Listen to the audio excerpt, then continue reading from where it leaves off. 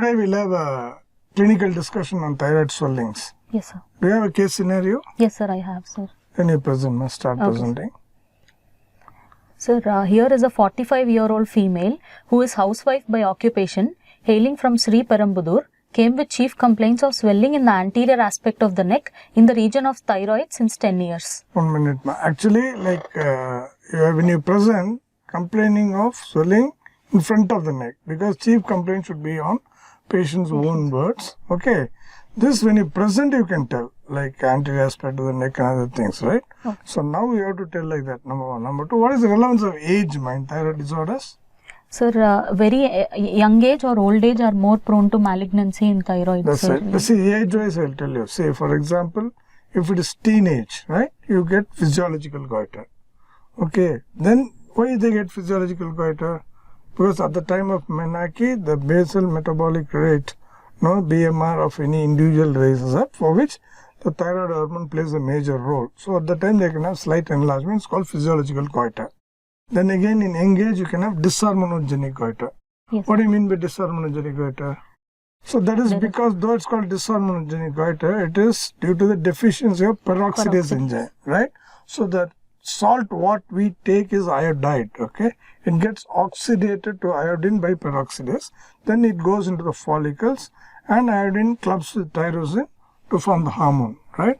So that's dysharmonogenic goiter, again common in teenage. In 20s, you will see you can have Graves' disease. Primary thyrotoxicosis is common in 20s.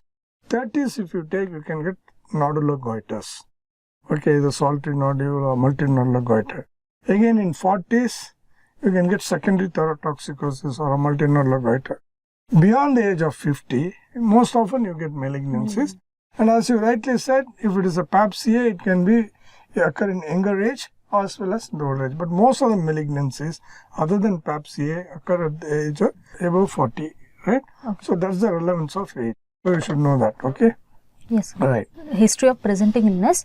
Patient was apparently normal 10 years back when she noticed a swelling in front of the neck in the region of thyroid, which was insidious in onset, initially small in size and gradually progressed to attain present size since the last 1 year.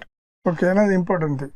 Where exactly it started means you can always tell whether it started close to the midline or in the peripheries. See, most of the benign conditions, right, occur close to the midline, whereas malignancies occurs in the lobes. Okay, benign conditions like adenoma occur at the junction of the isthmus and the lobes. Oh. So you can, if the patient is very clear, I notice here doc exactly in the midline and gradually it has been progressed, it's accepted. So you can tell that's important, okay? Yes. Right. Patient gives a history of generalized weakness and myalgia, complaints of cold intolerance, complaints of difficulty in passing stools, no complaints of loss or gain of weight. Okay, so see, when you present a thyroid swelling, you first tell about how the swelling started and how it progressed. Next thing, like any other swelling, you have to tell about pain. Okay, so is there any pain or not? So once they say pain, immediately you should think of what are the conditions that can cause pain. Sir, thyroiditis can cause pain, sir. Of which thyroiditis is quite common? Hashimoto's. Okay, Hashimoto's is there, Riedl's is there, De Quervain's is there, of which Hashimoto's is autoimmune thyroid, that is the most commonest. Yes. So if the patient says I have pain and a swelling, then obviously you'll think of. What are the other thyroid conditions you can have pain?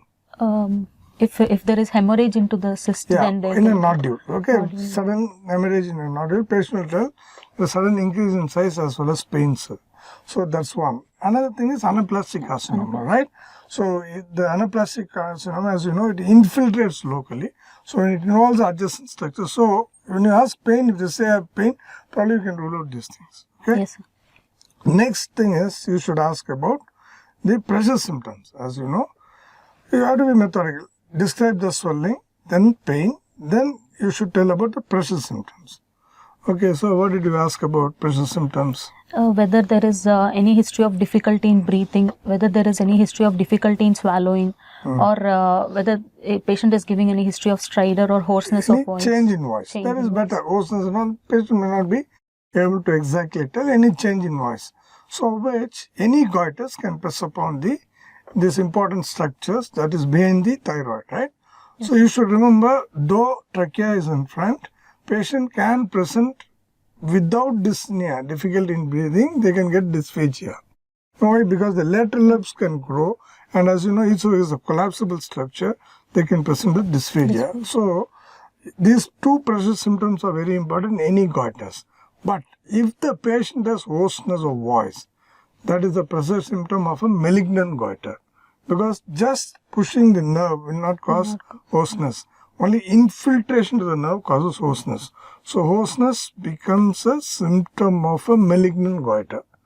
Okay, you have to be very cautious in finding it out, right? So that is about the pressure symptoms.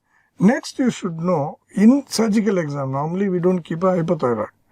Okay, next we should know the functional status of thyroid. Either it is hyperfunctioning or hypo. So for which is the important thing for hyperfunctioning? Hyperfunctioning, we can ask about history of tachycardia. Mainly heat intolerance, ma'am. Mainly heat intolerance. Being a woman, she'll be telling, Doc, I was so comfortable in kitchen these many days. Of late, I'm not able to enter the kitchen at all because of the heat intolerance. So that's the first symptom which they can have. Then next will be, they'll have increased appetite. In spite of increased appetite, they may not gain weight, they may lose weight. Okay, so you should know which is the other condition you have a similar complaint. Diabetes. Okay, diabetes again, they have increased appetite. In spite of increased appetite, they lose weight. Yes. So these are the two endocrine conditions which you come across this symptom. So these two things you should ask first: heat intolerance and increased appetite. In spite of that, loss of weight or no weight gain. That you should ask. Once you know that patient is in a hyperthyroid state, then we should know whether it is primary or secondary. So primary, the symptoms predominantly affect the CNS. So they'll have tremors, they'll have sleeplessness, they'll have anxiety, excessive sweating and all will be there. Whereas in case of secondary, mainly cardiovascular system. They'll have palpitations. They'll say, doctor, I'm having palpitation likewise. Okay, but both the symptoms will be there, but predominantly CNS in primary, predominantly CVS in secondary.